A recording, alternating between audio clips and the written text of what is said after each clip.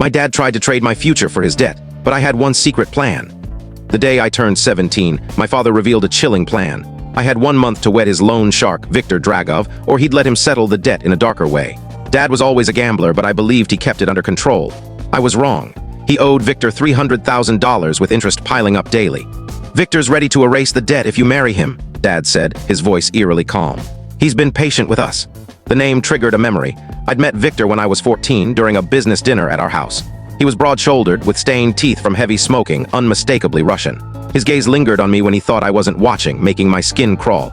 He asked about my school plans and if I had a boyfriend. Dad chuckled nervously and steered the conversation elsewhere.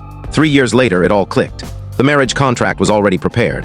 I'd live with Viktor, bear his children within 2 years. As Dad spoke, I considered calling the police. He laughed, reading my thoughts.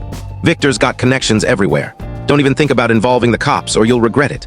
His composure was more terrifying than anger. He smashed my phone against the wall before heading to bed.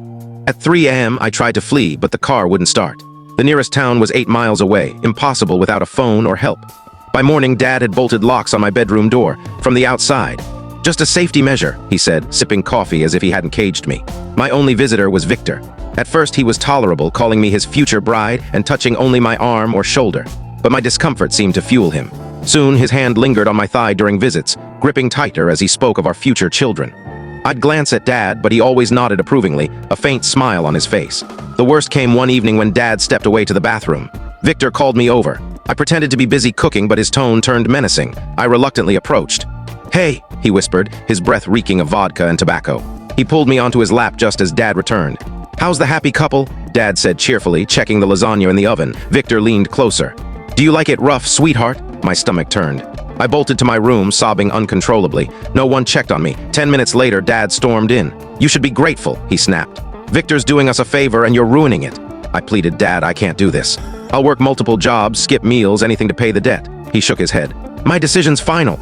He slammed the door, locking it. I stopped eating, sleeping, or caring for myself. My thoughts darkened, wishing Dad would collapse and die, only to feel guilt, then rage for feeling guilty.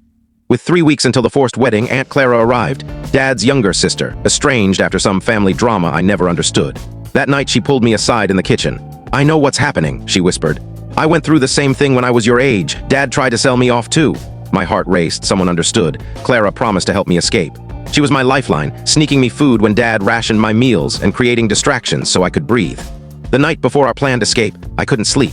I went downstairs for water and overheard Clara on the phone in the guest room. "We can't share the full story in this short video. Click the link in the description to watch the complete story. For more videos like this, don't forget to subscribe to our channel and give this video a like."